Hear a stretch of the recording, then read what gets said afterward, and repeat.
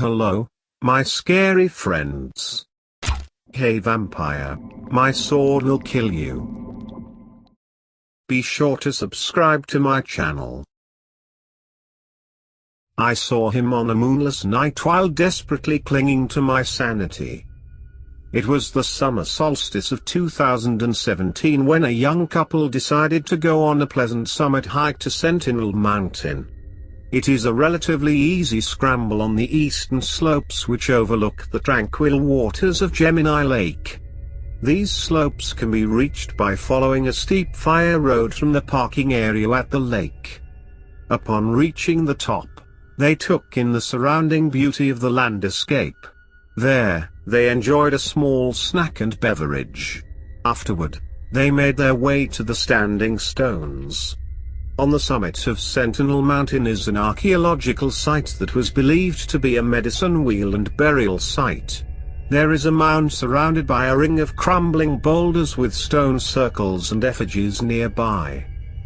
The mound was excavated in 1975 by a team of archaeologists from Asheville University, which uncovered a burial pit with human remains and a myriad of artifacts. The site was dated to 15,000 years ago. The wife caught sight of a cleft in the ground not far from the ancient site. Upon taking a closer look, they discovered the entrance to a small cave. The cave was no more than 5 feet high and 11 feet wide, and 25 feet deep. The husband noticed a slightly raised portion of the floor was bordered by a circle of rocks. Just outside the circle of rocks was a neat pile of flat stones that were stacked in such a way to resemble a human being with outstretched arms. Nagging curiosity compelled them to dig into the soil with their bare hands. Brushing the dirt aside, they discovered human remains. The couple reported their find to the RCMP, who dispatched officers to investigate. Shortly afterward, the RCMP contacted the Asheville University located in the nearby city of Carswell. A team of archaeologists was assembled to excavate what were the remains of an ancient mummified child. A small bone fragment was collected from the mummy, and radiocarbon dating revealed that he died nearly 5,000 years ago. This is what was officially released to the public. There are several anomalies that have been kept secret. An individual who wishes to remain anonymous contacted me. This person explained to me that the burial site itself was not ancient, but rather it was dug up very recently, and that the remains were placed in there. Things would take an even stranger turn when the autopsy was performed. Inexplicable discoveries that would defy our understanding of biology and the natural world. The first thing to note was the physical characteristics of the child's mandibles. All of the teeth were razor sharp. The jaws were rigged with tendons, muscles, and ligaments that gave it a flexibility comparable to that of a snake. Despite the apparent outward appearance of the withered corpse, the musculature beneath showed little decay and was still red. Truly a curious find indeed. It was revealed that the brain and several other internal organs to be fresh as well and not desiccated as one would expect. Both circulatory and nervous systems were also in relatively good condition, although the heart was abnormally enlarged. It was double in size compared to that of a normal heart. All of this was sealed in by the leathery and petrified exterior outer flesh. Analysis of the stomach contents revealed a copious amount of partially digested human blood. Further analysis revealed that the stomach was teeming with an unusual form of protozoa that was actively consuming the blood. The parotid salivary glands, the spleen, and cerebrospinal fluid were also infested with scores of these microscopic organisms. The further they investigated, the more bizarre things became. The investigation was brought to a sudden stop when a group of men in hazmat suits stormed the university and confiscated all of the research and evidence, including the cadaver. Everyone involved with the find was harassed and threatened by men dressed in black suits ordering them to keep quiet. Sadly, the young couple who made the discovery atop Sentinel Mountain fell victims to a rare and highly aggressive form of anemia. Both of their lives were extinguished by the very same protozoa found inhabiting the hellish mummy. The very act of disturbing the dirt with their bare hands allowed the invading microorganisms to access their bodies. One startling find revealed that the white blood cells of the deceased were mutating into the vampire protozoa. Their very biology was being rewritten, even in death. Their remains were shipped off to the CDC for further study and containment. Inquiries from families and friends have gone unanswered. The body that was discovered on the summit was that of an innocent child from a forgotten time. Little Crow was killed in an act of war. His lifeless body was brought to the top of Sentinel Mountain by his father, accompanied by a shaman who performed a forbidden ritual that called forth an ancient evil from beyond the stars. It never had a physical form of its own before. It stood up in the shape and characteristic of a human being. It became a profanity against the natural world. Little Crow has haunted the mountains and surrounding landscape since time immemorial. The indigenous people were particularly aware. They constantly incorporated depictions of this creature into their carvings and statues. They believed that this iconography could ward off the spiritual and psychic circumstances that would precipitate in attacks by enemy tribes. They placed spiritually charged items at burial sites for protection and strength. But what of the child himself? Did any part of his true original self remain? Sadly, yes. He was fully conscious of what was going on and the existence he was leading. But it was the will of something that emerged from an unknown gulf of the night that was driving his body. He watched himself committing unspeakable acts upon human beings, unable to resist and unable to prevent the death and destruction that he caused. Little Crow was being used as an avatar by this eldritch personification who invaded his mind and body, turning him into a bloodthirsty vampire. Something happened. The lifeless husk of Little Crow was found buried on the summit of Sentinel Mountain. Vampires never die except through violent means. But that doesn't mean it's the end of the vampire. According to eldritch tomes, the outside alien consciousness is able to disengage from the carcass to be carried off by the wind and desperately seek out a new vessel. My informant saw no obvious cause of death. There is another way. A nameless ritual can be performed where the quantum vampire can transfer itself into a new host body of its choosing. The being saw something in Jacob that made him its next host body. Little Crow and Jacob Wingate, separated by nearly 50 centuries, both forever bound to the madness from beyond. Summer 2018 was when I made a pilgrimage of my own to the summit of Sentinel Mountain, located southwest of Caswell. I arrived safe and sound early in the day. I believe this was the site where Little Crow was taken to be revived by the forces of darkness thousands of years ago. There was a slight stench in the air, like charnel wafted about by the mountain breeze. There was also another odor that I could detect. It was ozone. That distinct smell detected during an electrical storm. I found it strange, seeing as it was a clear and cloudless day. During my time on the summit, I couldn't help but feel an oppressive discomfort in my head. It was almost as if something was sifting through my thoughts. I approached the entrance to the small cave where the remains of Little Crow were discovered. Before entering the cavern, I put on a surgical mask, protective glasses, and disposable gloves. I didn't want to risk being invaded by the mysterious vampire protozoa that may or may not have been present in the black soil during my visit.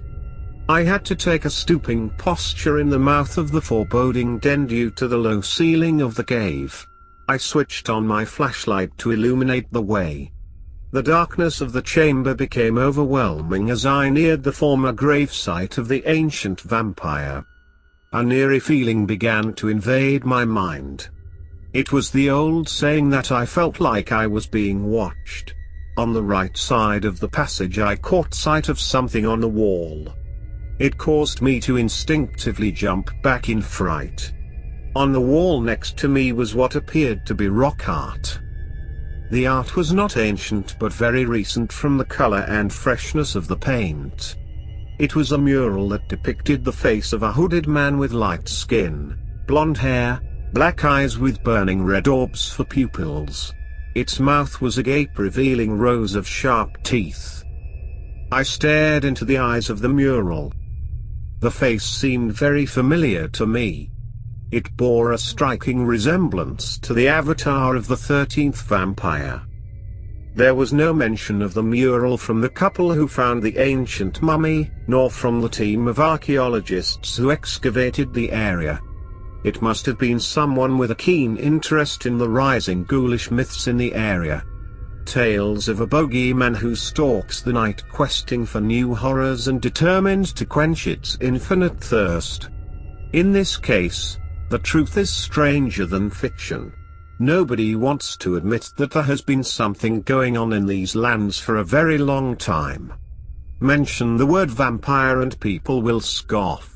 But that works in the favor of the vampire. Its power relies on darkness and obscurity. It is a thing with no shape or form, but it exists the same way that wind exists. You can see its effects. Once the quantum vampire takes a host, you can also see its effects. It is alien. It is the other. Its very existence cannot be encompassed. It is said that Copernicus took Earth out of the center of the universe. Darwin took humans out of the center of the biological world. But it is the quantum vampire that takes humans and uses them for its own means. Humans who believe they are above everything and are at the top of the food chain. How wrong we are. I became fixated on the mural. I carefully examined the details of the image. I began thinking aloud. Are you awake, Jacob Wingate? Are you asleep, Jacob Wingate? My mind was busy with so many intrusive thoughts. Once I brushed them aside, I noticed the surrounding darkness became thicker. I became aware of that ozone smell from outside. I must be very deliberate now and choose my words carefully. Perhaps it was cave acoustics. It started off as an indistinct pulse or rumble. It changed into a whisper. Imagine for a minute if somebody walked up right behind you and got right up close to your ear without your knowing. What are you looking for, little one? My skin began to crawl. A shiver ran down my spine like bony fingers. I spun around frantically, shining the light. Nothing was there. I was alone. I listened carefully. My hearing sharpened by the silence of the cave. Not a footfall. Not even a peep. Satisfied that I didn't have an unexpected company, I pressed on. A place like this can easily wreak havoc on a person's imagination. At the end of the passage was a shallow depression on the cavern floor. It was the disinterred burial site. A ring of stones surrounded the hole with a stack of flat stones neatly piled in the shape and aspect of a human being. I shined the light into the empty grave and spotted a layer of charcoal and partially burned items on the bottom. I gazed up at the roof and saw where the flames licked. I carefully reached into the grave and pulled up the charred remnants of a photo album. I flipped it open and saw family photographs of a father and mother, a girl and 2 boys. The girl was named Samantha, she was the elder. David was the middle child. And Jacob was the youngest of the 3. A single photograph slipped out from the album onto the ground. I swiftly picked it up. It was another picture of Jacob. He was holding a large black cat with piercing green eyes. A Maine Coon to be exact. I turned the picture over. Written on the back was Jacob and Salem 2008. Little is known all about Jacob. He was a very secretive individual. He was born February 14th in the year 1988 to Robert Wingate and Matilda Domrowski. Jacob had a very happy childhood according to his parents. They gave him just about everything he wanted. He received good grades in school and was often described as a quiet and polite student. He got along just fine with his older siblings. They would spend countless summer afternoons playing on the shores of Gemini Lake. Other times, he would go to the local arcade with them and sink coins into the machines. He was deeply passionate about astronomy. He would often spend many nights gazing up at the cosmos. Jacob was a bit of a loner. He seemed to live in a world of his own. He would go on long solitary walks or bicycles on the local trails. He was also a lover of all things ancient and strange. He was also said to possess a quirky sense of humor. Later in life, he earned a living working at a sawmill where his father was a respected foreman. Jacob was also a member of the Search and Rescue Volunteer Association of Canada. He was known to be proficient at finding people. Other members of his team joked that he had a sixth sense. There was suspicion that he had a mental disorder of some type. It became even more pronounced after his horrifying encounter with Little Crow in Redacted National Park. He did seek treatment at the Zenith Center for Mental Health. Jacob felt the need to help others because of a childhood event. Samantha, the oldest of the Wingate children, explained to me when Jacob was making his way home from school one day he decided to take a shortcut through a nearby thicket. It was autumn and there were leaves everywhere. There just happened to be a nice pile of leaves waiting to be kicked. What little kid couldn't resist? Jacob went for it, and as he did, the sound of breaking sticks startled him. He found himself falling into an open drainage hole. Fortunately for him, he reacted fast and was able to catch onto the edge of the opening. Below him was darkness with the sound of flowing water. Jacob summoned all his strength and pulled himself up and out of the hole. Ever since that experience he felt compelled to help those in need. But now he has become an abomination that preys on the weak and the wounded. A profound feeling of sadness came over me. The sound of crumbling rocks startled me. I forgot my bearings and swiftly stood up. I bashed my head against the low-hanging roof of the cave. I collapsed to my knees. Jolts of pain radiated through my skull and down my spine. I turned the flashlight to where the sound came from. It was the stack of flat stones. They had been knocked over. Just beyond the heap of crumbled rocks was something that I hadn't noticed before. There was a small hole in the wall. Another passageway. A stealthy rustling sound came from that opening. That's when I saw it.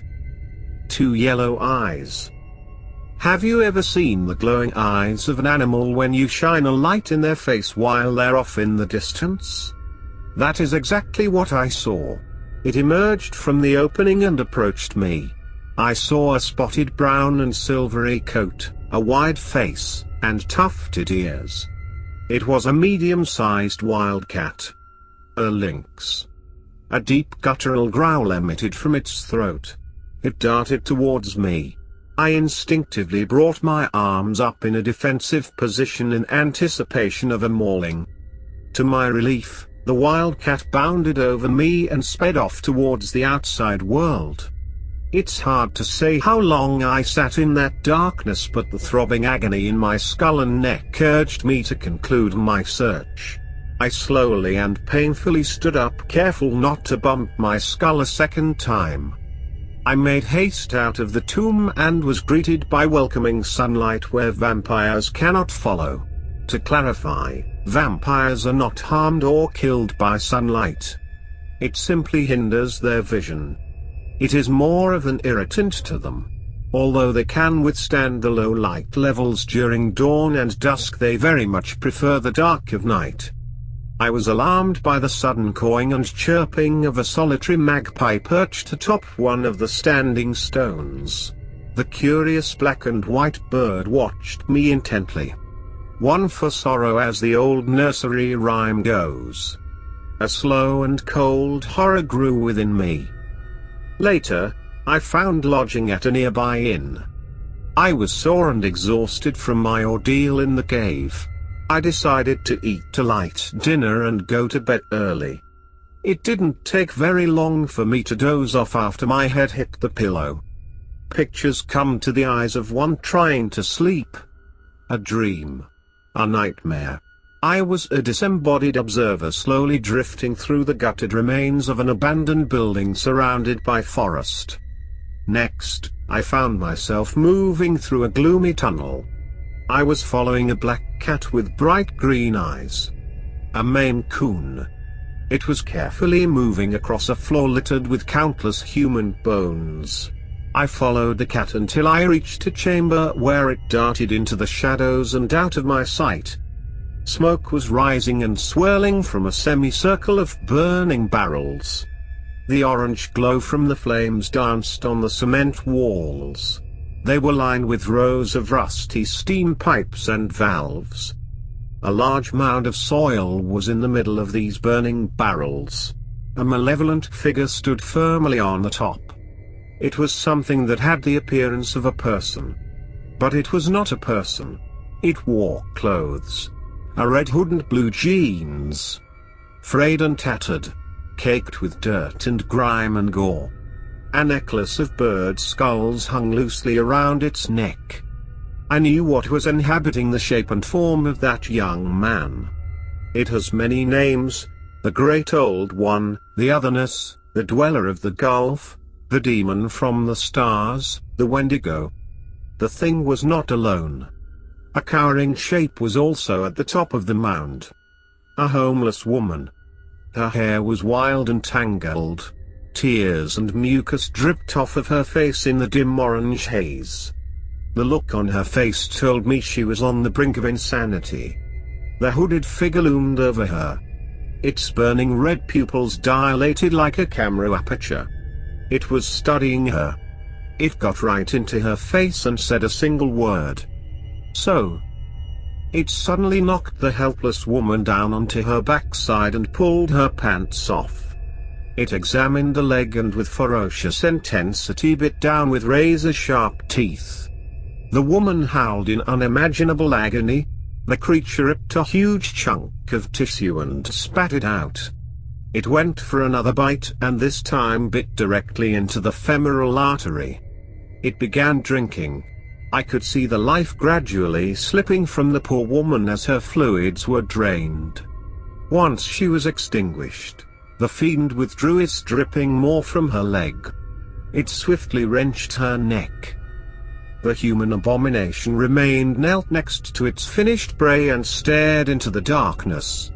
A deep guttural clicking sound came from its throat content with the blood meal. It gently rolled the body down the mound. The hooded figure made a kissing noise, like it was trying to get the attention of a pet. A large mountain lion lumbered from the inky recess. Its coat glowed in the dim orange light from the nearby fire. There was something peculiar about this animal. It was immensely old. Its fur was faded and gray. The ancient panther sniffed the dead woman and started pawing at her remains. It clamped its powerful jaws around her head and yanked her away into the shadows. The hooded figure shifted its gaze on me.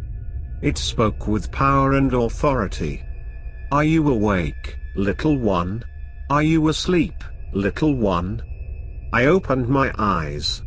I remember staring up at the ceiling. Back at the inn. Everything was basked in the orange glow from the setting sun beaming through the window. Eventually, I would return to my slumber. My eyes would snap open once more. Darkness would greet me. I could sense that something was wrong. I tried to sit up but found that I could not move. I was paralyzed. There was a slight glow coming from the front of me. something materialized on the dresser from across me. An object. There was some kind of distortion to it. Like the heat shimmer on a road during a hot summer day.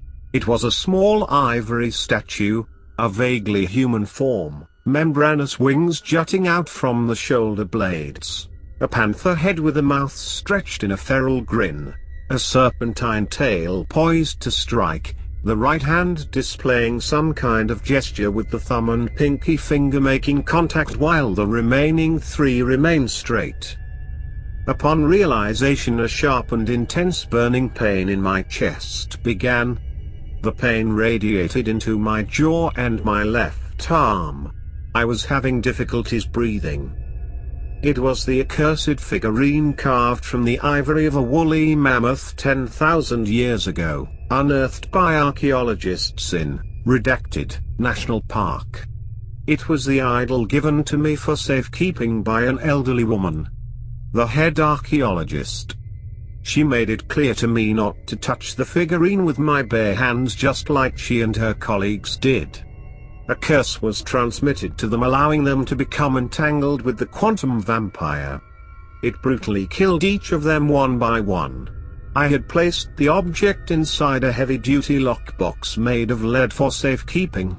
I then stored the lockbox in a self-storage facility. There was a whisper. A voice. Something was speaking to me in my head. It was singing. "Oh, what a night for sweethearts, stars in the sky above. This is our chance for a sweet romance. Let's make this a night of love." The mechanical growling of a vehicle pulling into the parking lot caused my heart to flutter. The room was flooded by the blinding headlights of a car parking next to my rental. The engine was shut off and the glaring lights faded. Dread and foreboding and fear began to manifest within me. I became overwhelmed by confusion. A car door was opened and then shut. I heard the room door being unlocked. Silence. The door slowly creaked open. I became conscious of the earthy smell of soil and mold mixed with carrion. A presence. Hee. Suddenly, I could feel the end of the mattress buckle under the weight of something. In my frozen state, I could see a hooded shape walking up on the bed. Next, came the crushing pressure of immense weight on me. The thing sat down on my chest like a gargoyle. Dry earth rattled down onto the bed sheets. The situation was reminiscent of the nightmare. The oil painting from 1781 by artist Henry Fuseli. I could now see the identity of my guest. Tendrils of blonde hair stuck out from beneath the hood. A disc of flies angrily buzzed around its head, picking at the sticky coagulated blood smeared around its mouth. The skin was pale and white like freshly fallen snow. Jet black eyes with blazing red pupils fixated on me with curiosity. It placed a clawed finger over its lips. Silence. I uttered his name. The expression on its face was remote. It responded. A low cracked voice. "Jacob is in here. And so is Little Crow. I am their master." It stared at me, contemplating. "You do good work, little one. Write the new gospel." It playfully poked me on the nose with a forefinger. The world went black. I sat up gasping for air, covered in a cold sweat. Salty tears rolled down my face. My pulse pounded in my temples. My mind was wild with a tsunami of horrifying thoughts. I was trembling with uncontrollable fear. I grabbed my keys and got into the rental car. I sped out of the parking lot. I was compelled to drive over to the self-storage facility. I accessed the storage unit and opened the lockbox. To my complete horror, the statue was missing. It had been reclaimed. On my way back to the car, I saw something that startled me. It was a large domestic cat. A Maine Coon. It was sitting on the hood of the car. Its black fur rippled in the gentle breeze. It stared at me with glowing eyes. Maybe a trick of the street lights. It watched me with intense curiosity as I cautiously approached. Gracefully, it jumped off the car and disappeared into the moonless night. I directed my gaze upwards to catch sight of the brilliant billowing northern lights dancing across the inky blackness of space.